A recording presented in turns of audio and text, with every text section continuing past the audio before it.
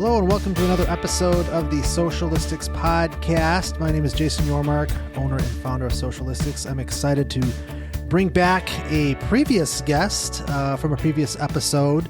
The timing was great. We're going to talk about publishing a book, self-publishing, traditional publisher. We both kind of worked on a book this year. His is out, mine's soon to be out, and I couldn't think of a better time for us to jump on another episode and kind of talk through what that looks like, and if you're an agency owner or business owner, the benefits of having a book and what that looks like. So welcome back, Wayne Mullins from Ugly Mug Marketing.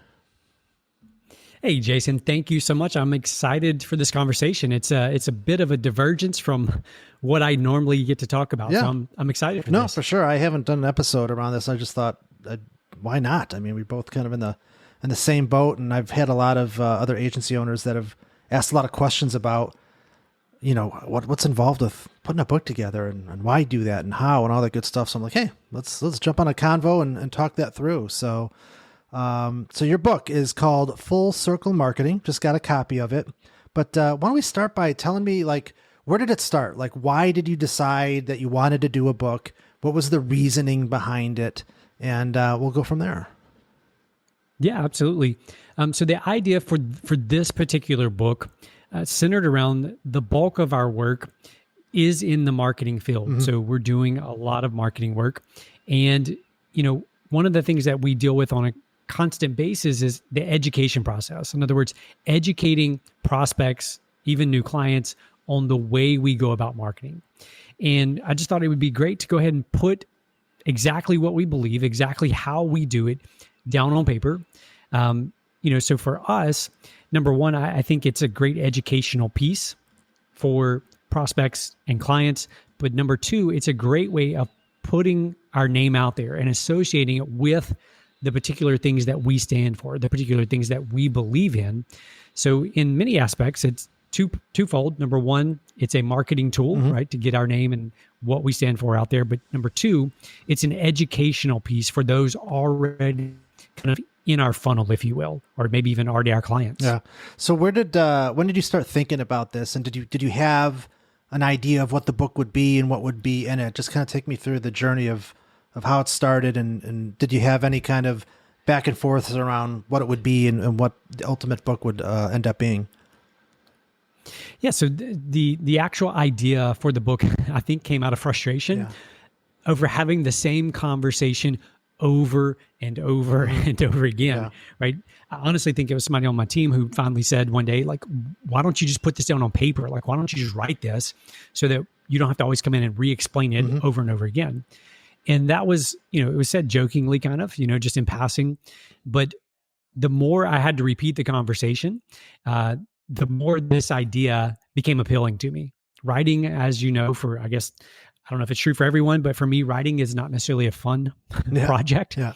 So the thought of doing it had to get to the point where the other thing, you know, in other words, having to repeat the story and the beliefs over and over again about how we do what we do, the pain from that had to get greater than the pain from writing. And it finally did. And so I sat down and put it together. Gotcha. So what was the timeline? When did you start the book? And how long did it take you to basically kind of get it written? Yeah, I mean, first of all, the book is a short book. Mm-hmm. It's just over 100 pages. Yeah. So not a big book. The total time for me to actually write the book was probably about 3 months. Okay. So it wasn't a long process. It wasn't drawn out, but it was because I was already teaching these things. I was already talking about these things. Yeah. It was really just a matter of taking that. The hardest part for me, Jason, was actually figuring out how to take what I constantly talked about mm-hmm. and break it into more of an outline, more of like what sections would be in the book, what chapters would be in the book. To me, that was the hardest part. Mm-hmm. Once I had that, backfilling in all the content was actually fairly easy. So you had mentioned, obviously, and much like my reason, or at least one of the major reasons of creating a book is like to kind of use it as a tool to educate, a tool to potentially drive leads for the business. So what it sounds like this, you know, in terms of your expectations from this book, I mean, is it really something that you just want to use in that fashion, like to distribute to, whether you're at a speaking engagement or, just any opportunity where you feel somebody might benefit from the book and have that ultimately potentially lead to new business for you. Is that really the driving force behind it and how you see using the book moving forward? Yeah, I would say that is definitely the majority of the driving force. Yeah. I don't know what percentage that would be. There is the other portion, which is, a smaller portion of what is in the book. I truly believe would be beneficial for anyone who's struggling with marketing to pick this up, go through the frameworks that are there, and really actually apply them and see results, see a difference in their marketing. But I actually wrote a book probably, I'm terrible with time frames. This was probably 6 or 7 years ago around websites. So it was another small book, probably 120, 150 pages in that range. Yeah. And it was called So You Have a Website, Now What? Yeah. And the intention again with that book was very similar. It was a positioning tool. At the time that I wrote that book, and again, this is, 6 or 7 years ago, I would say that our average website at the time was probably in the $2,000 range. Yeah. So we build custom websites, probably in the $2,000 range. Yeah. And I would say now that we're up closer to the 5-figure range and, often above the 5-figure range. And what I would say is that when I'm going to speak just about the website book for a second, when we're competing against a competitor for a website, when we have our initial needs conversation with that person, we then send them a packet, assuming we think they're a good fit. We send them a packet, a physical packet, which is going to include a copy of that book. I like it. So we immediately stand out from the competition because there's an actual book written by someone on the staff at the company. So even if they never read the book, even if they never even open the cover of the book, flip it open, just the fact that we have the book puts us in a different light. It causes them to view us in that different lens. I love that. That is exactly why I wrote the book that I did. Now I took a little bit of a different approach. Like the title of it is I thought about doing something similar to what you did around, social media, like how to, or, and that's a book that I could have pieced together, but ultimately my team pushed me to write more about how I built the agency. They felt that was a bigger story and might resonate in a more significant way. So I wrote, it's called Anti-Agency, How I Built a $1 Million Business Differently, or we're still working on the subtitle. So it's my story, which is very uncomfortable for me because I don't like talking about myself. I never really think that highly of myself to a fault. And but that's the point. The thing I struggled with was, well, how is this going to drive business for our agency, right? The way this book is written, it's really designed for people that are maybe thinking about starting a marketing agency or a business, or think that they can't, and it's too overwhelming, and it's to inspire and motivate them. And it's exactly to the point that you said. It serves that purpose for sure, but that secondary thing is you wrote a book. It adds a layer of credibility just from a perception standpoint. And to your point, they see it on the website. I love that idea. I'm going to steal that from you, like sending them a physical copy of the book when you're in the sales process with them. You're right. They don't have to even read it. They just see it. And in their mind, psychologically, it just adds a layer of credibility that separates you from the pack. So that is exactly why I put the time and effort into it, because that's my hope is that's what will happen with those prospects. Yeah. And again, I can't speak for, what's going to happen with my new book, which is around marketing. But I can tell you without a doubt that first book around websites, it has made a tremendous impact on that side of our business. I often say that, your brand is not what we believe or what you believe about yourself. Your brand is what others believe about you. And when you have something like a book, it shifts their perception of your brand. So it puts you in a different light than your competitors. So for me, I'm very hopeful that this will do the same around our marketing services as well. Yeah, no, I think it absolutely will. So let's go back. So one of the biggest challenges I found, so having written a fiction book a few years ago and then tackling this one, is the level of commitment it takes. I'm kind of curious, like, how did you had mentioned it took you 3 months to kind of finish this. It's a smaller book. But what was your process? Did you kind of carve out time every day? How did you keep yourself on task, and how did you ensure that you would see this through to the end? Yeah, great question. So I actually scheduled time 3 days a week on my calendar. I would write from 9 a.m. till 10:30. Yep. And that was usually Wednesday, Thursday, Friday. There were some weeks when Friday wasn't possible just due to other scheduling things, but I literally put on my calendar for that entire period, Wednesday, Thursday, Friday from 9 to 10:30. Every single morning I was going to be writing. The other thing that I would say, Jason, is this. I have a great team here. And one of the ways that we kind of operate internally is every single week, we sit down in our team meeting, and each of us has to put our goals up on the big TV that's right over next to me here. And we then have to challenge each other around those goals. So we each put up our goal and we say, okay, here's my 3 commitments this week that are going to help me reach that. And so during that quarter that I was actually writing this, it was one of my goals. So I was being not only held accountable, by the time on my calendar, in other words, by the time block on my calendar, but I was also being held accountable each week in our team meeting, knowing that they're going to hold me accountable because a goal for the week would be, okay, this week I'm going to write 1,000 words or whatever the goal was. So what I would say for anyone who's considering writing a book, the more points of accountability that you can put around the project, the easier the project's gonna be. Yeah. If I'd only blocked out the time and not had that outside team accountability, every single week, me putting it up on the screen before them, did I do it or did I not?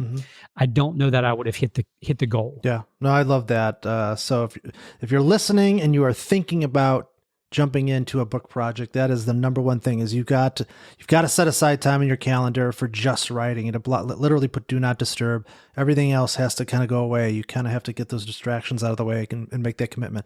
The other part of it that I would add is, and something that I've learned along the way, is it's never going to be perfect when you first put it on paper. You can't just write, just put it out there, just get your drafts out there. You're going to have to go back and edit and change things. So, don't expect it to be perfect. Just get your thoughts out on paper with the expectation that you're going to go back and re-edit those things. I think you probably, I don't know if you experienced this, but we spent as much time editing as we did, I think, writing, because, you have to go back and really kind of tweak things. So I love that accountability piece. I think for me, that came in the form of, hiring an editor, right from the beginning, and just investing some money into something, and having that external source kind of act as a system of checks and balances in terms of how things are progressing, knowing that, hey, I've got not only time but money invested in this.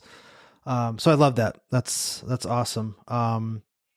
So the book has been just recently launched, if I'm not mistaken. Is that correct? Yep. It actually came out a couple of days ago. Gotcha. So you self-published, which I do have some familiarity with. For the audience's purpose, I did a kind of a hybrid publisher, which I'll talk about in a little bit, but I'm curious, did you consider any other path? And if not, how is your self-publishing journey? What are the benefits to that? And why might you have chosen that over alternative paths? Sure. So for me, with this particular book, I knew that, my target audience, or my goal, wasn't to make this a New York Times bestseller. Right. I didn't think the content here was that type of content. Doesn't mean I don't believe in the content. I do believe it's great content, but it's just not the type of book that is going to be a quote unquote bestseller on a big list like that. So for me, that removed kind of the need for a traditional publisher. Yep. For those who may not be familiar, if you're going to go with a traditional publisher, you're talking typically at least a year process, probably 2 would be realistic. And I wanted to get this out quickly, so that wasn't even an option for me. With regard to self-publishing, the one thing that I would say, other than having some form of accountability to hold you to certain deadlines, is the importance of the editor, the importance of someone critiquing, someone saying the flow's not right here, someone saying, I think you're repeating this again, or all those things that in the process of writing, I don't believe you can write and self-edit. If you attempt that, like you were just saying, you will never get anywhere, because you'll always just be editing the same few pages over and over again. So I would say that would be the number one thing. Like the rest of it is easy to figure out. Yeah. For me, the most important critical part was finding a good editor who could actually hold me accountable and improve what was there. Gotcha. How'd you source the design of like the cover and the interior design? Like, did you guys do that internally? Did you bring somebody in to help with that, or? Yeah, so we took care of that, the cover itself internally. For the layout, interior design layout, to be honest with you, there was a certain publisher I was going to use. Ingram Spark is the name of the publisher. I literally just did a Google search for, Ingram Spark interior design. And I reached out to, I think three of the four top results that came up and asked them for some samples of nonfiction work. So again, in the same genre, and then anything they had that was in the business world that they could send me just as samples. And that's how I selected the person that I worked with for the interior. Very cool. What's awesome about, so I have, those of you who are listening, you can't see it, but I have a copy of book in my hand. And I think the thing that I loved immediately, which is going to sound silly, but it'll make sense here shortly, was there was a smaller book, right? And so what I struggled with my book is when I finished it, I hit about 50,000 words. And I did all of the research, like what does 50,000 words equate to in terms of size of book? And then I got all stressed out because I'm like, oh, geez, like, because I started looking at other marketing books or similar types of books and the size of those books. And I'm like, oh, God, will anybody take this seriously? Because according to my math, this is going to be a thinner book, right? Is it going to feel like it's got any substance? Are people going to take it seriously? And I was like so caught up with that. And my editor that I was working with was like, don't worry about it. Don't worry about it. It's fine. It's quality over quantity. And I'd go back and I'd be like, okay, well, how can I flesh this out more? What could I add to this to make it a thicker book so people take it seriously? And I would go back and I just like, I've got nothing else. Like I have told my story. Like this book is in front of me. There's nothing else. Like if I try to add any more to this, it'll be unauthentic. It'll feel forced. And it's like, it is what it is. And then I think what I started to realize is, there's a couple things. Number one, the world is changing in terms of attention span. I actually think people probably will find a smaller book more appealing. It's more approachable, right? They won't maybe feel as intimidated by it. Oh, this is a book I could probably power through in a week. So I started thinking about the benefits to a smaller book and how that might actually be an advantage. And then that was only reinforced when I got yours. I'm like, yep, I think I don't have anything to worry about. So I really think that's so if you're listening and if that's a problem, like it isn't, it's like, it just depends on what your goals and objectives are. To your point, and very similar to mine, I don't have any aspirations of being a New York Times, but it's not going to happen. But if I can generate leads, if I can change people's lives, if people read it and get something from it, that's all that matters. So I love the fact that I got this and it was the size that it was, because it just reinforced that. Yeah, I think, Jason, one of the things that I hear a lot of people talking about, if you kind of watch people who review books or talk about books online, one of the things that people often talk about is, or on Amazon reviews, another place you see it is, this is really an article that they fluffed up into 200 pages. And, for me, like, just like your story, yes, I could have gone back and added, more filler and made the book, easily probably another 50 pages to thicken up the book a bit. But there was, like you were saying, what is in the book is all that needs to be in this book. There's nothing more that's needed here. And I do agree. I think people today enjoy being able to consume and not have to deal with the fluff, right? It's like, give me the nuggets of meat here. Don't make me dig around for them and try to figure out what I actually need to learn and go apply. Yeah, I love it. So let's flash forward a year from now, and you look back and you think to yourself, and this is an interview question. I'm repurposing it because I love this question. A year from now, you look back and say, man, writing that book, one of the best decisions I've ever made. Like, what would need to happen over the next year for you to feel that way? Yeah, this is gonna sound like a crazy answer maybe, but nothing else, Jason. Nothing else would have to happen. The fact that I actually got it done, in the midst of still running the business, in the midst of growing the company, in the midst of all the chaos that ensued with COVID and all that stuff. I got the book done. There's physical copies in this world, and I am happy with that.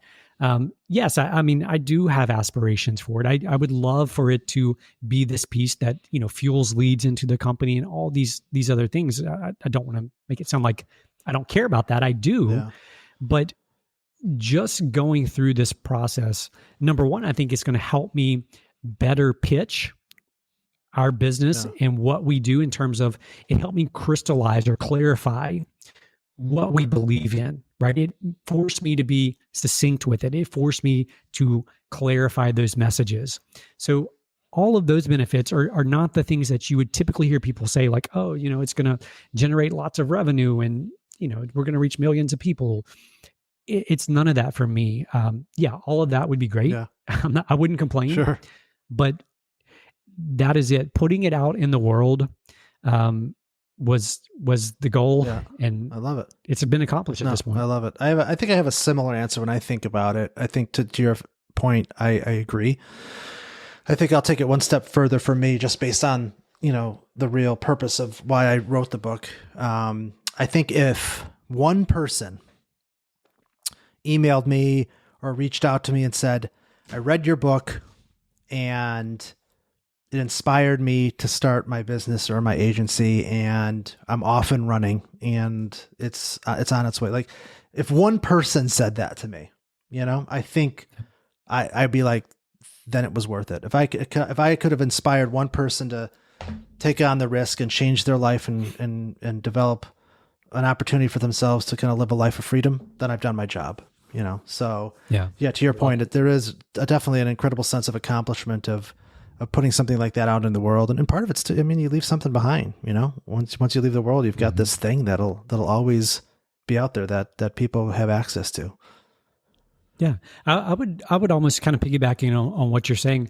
I would almost, and again, this is me speaking for me, but I would go as far as saying that if your motive for the book is the $1 million or the New York Times bestseller, that you may need to kind of step back and reevaluate why you're doing what you're doing. And I think that it will show up in your writing. Yep. In other words, if you're writing for that goal, if you're writing to check that thing off the box or try to become the bestseller or all those things, I think what happens is we lose sight of the people we're writing for. Yep. And just like you're saying, like you were writing for that specific person, you were writing to help, shorten their trials and their struggles and all the things they're going to go through and accelerate their path. And if you had instead been focused on how do I get this to a New York Times bestseller, like you compromise your voice, or at least that's what I would think for me. It would be compromising my voice, my authentic voice to that market. Yeah, no, I completely agree. You definitely have to, the why has to be right. It has to be authentic. It has to be real. And you have to feel like you have something to offer. If your singular motive is to be a best-selling author, it's a little bit of a pipe dream. I mean, it's not to say that it's not possible, but I think the people that get there are the ones that have the right why behind them, and then that just happens organically. So I love that. Well, before we wrap things up, what are the top 2 or 3 things that you can think of? Like imagine I'm an agency owner out there. I've been doing this for a while. Feel like I have a good idea for a book. What are the, in terms of trials and errors or things that you've went through, or what are the top things that kind of come to mind that you would advise a potential book writer to be thinking about when they kind of jump into that, that might be helpful? Yeah, I would say number 1, get clear about the goal for the book. Again, I mean, if your goal is New York Times bestseller, I'm not going to discourage you from that, Sure. But that's going to lead you down a different path, right? You're going to need a traditional publisher. I mean, you go look at the New York Times list, 99% of them are traditional published. Yep. So you're going to need traditional publisher. But again, get clear. And we were chatting about this briefly before we started recording. There's really, I think, 3 paths. And again, I'm not an expert in this field, but there's traditional, there's kind of the hybrid that you went through. And then there's kind of this completely independent or self-published route. Yeah. And so depending on your goal, that's going to influence which of those 3 paths you're going to venture down. And one of the things that I know to be true is depending on the path you're going to go down, it's going to alter the way you actually go about writing your book. So if you're going with a traditional publisher, you don't actually write your book first. You write the proposal for the book first. And that's a mistake that I've heard a lot of people making. They sit down and they spend a year writing out a book, and then they go try to find an agent to pitch it. And the agent's like, well, I don't need the book right now. That's not what we pitched to the publisher. We just need the proposal. And I know a couple of people personally who've done that, and it completely just, knocks the wind out of their sails because they thought they were doing the right thing. They thought they were taking the right step. So number one, pick your path, understand, the end goal, and then decide on that path. I'm going to speak from the path I chose just because I know that path. I just walked down that path. Number one is like you said earlier, make sure that you calendared the time, that you've scheduled the time. It's not going to happen on its own. It's going to have to happen with time. So make sure you're scheduling that time. And the more consistent you can be with that, in other words, every Wednesday at this time or every Thursday, whatever the time is, be consistent with it. The other is just right. That was the hardest thing for me. I would sit down and I would try to think, okay, what should I be saying right here? How do I make this flow well? No, just right. You have to get past that inner voice that's trying to critique, and you just have to type. You just have to write. And then the last thing would be find the editor, find someone who can, number one, make it better than what you're writing, but number two, hold you accountable to the writing process, hold you accountable to turning in the words when you're supposed to turn in those words. No, that's all great stuff. I don't even have that much to add. Those are all probably the top things to be thinking about. Another thing too is it also depends on where you're coming from too. If some people, the resources they pour into it is going to be just strictly time. Like I'm not looking to spend a ton of money on this. It's going to be my time. That's probably, that self-publishing is probably going to be the route for you. If you've got a few bucks that you're willing to put behind it, hybrid could work. That's what we did. So hybrid publishing, for those of you that don't know, it's kind of like the middle ground where, if you work with a traditional publisher, typically assuming that you can even arrange that, which is not a difficult thing to do, especially if you've never written a book before, but they're going to give you an advance, but they're going to own a lot more of the process. It's going to take a lot longer. They're going to take obviously a percentage, a cut of anything that you sell with the book. So you lose a lot of control. Whereas with a hybrid, you kind of get some of the benefits of a traditional publisher, like in terms of support around editing and book design and distribution and a lot of the heavy lifting, but you're going to have to pay them upfront for all of that, but you have full ownership of the book. All the proceeds from the book you earn 100% from, aside from Amazon's cut and things of that nature. So that's the path that I decided because I knew that I needed that level of support and help to kind of push it over the finish line. So it really just depends on what resources you have to kind of pour into it. But to Wayne's point, it's the writing, it's the time, it's the commitment, it's the accountability, and it's having the right reasons for doing it. And I think if you've got those things in place, then you're definitely going to be on a path to success. So, God, I really love this episode. I really wanted to get all of this out. Just there's so much more that I'm sure that we could just kind of ramble on and on about, but we'll wrap it up there because I think there's some good stuff here. But before we finish, tell the audience where they can find you, your agency, the book, all that good stuff. Yeah, absolutely. Just one quick thing that I would say regarding kind of wrapping up the conversation on the books. For sure. It's that, don't view this process as, something that you're trying to get done or it's a goal that you're trying to accomplish. View that process as an investment. So view that time as an investment. Yeah. Because, again, depending on what your goal is for your book, but for me, all that time, all that energy, all that effort, and the little bit of money we put into it, that's an investment that I'm confident it won't take many clients to begin compounding the investment of time and money that I put into this book. Yeah, especially if you do it right. Yeah, you'll get back what you put into it and by 3, 4, 5, 10x for sure if you do it right. Yep, yeah, absolutely. I love it. For people looking to find me, uglymugmarketing.com. That's our agency site. All my info's there. All of our social channels are there. If you want just information on the book, you can go to yourfullcirclemarketing.com and get some more info on the book itself. Awesome. Well, I loved having you back on here. I love hearing about what you guys are doing, certainly about this book. I'll make sure in the show notes that we include links to all of that as well as some additional resources. But if you're listening and you're thinking about a book, I would imagine, Wayne, much like myself, we just love, helping and advising people. So feel free to reach out through social media or directly. If you got questions about that, we're happy to answer those questions for you and provide some resources for that. But Wayne, thank you so much for jumping back in with us and spending some time to talk about your book journey.